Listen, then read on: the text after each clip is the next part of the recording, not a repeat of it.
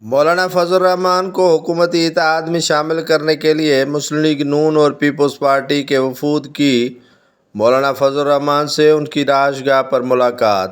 سید یوسف رضا گیلانی، ایاز صادق اور خورشید احمد شاہ سمیت دیگر رہنماؤں نے مولانا فضل الرحمان سے ان کی رہائش گاہ پر ملاقات کی۔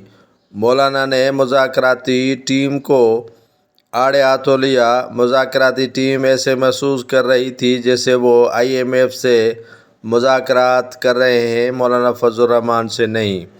حکومت سازی آخری مرحلے میں داخل ہو چکی ہے، اسی میں مولانا فضل الرحمان کو بھی حصہ دینے کے لیے پہنچ گئی۔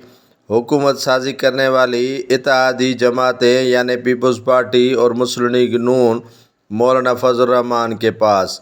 مولانا فضل الرحمان نے ان کو آڑے ہاتھوں لیا اور ان سے رابطہ نہ کرنے اور اتحاد میں شامل نہ ہونے کا عندیہ دیا۔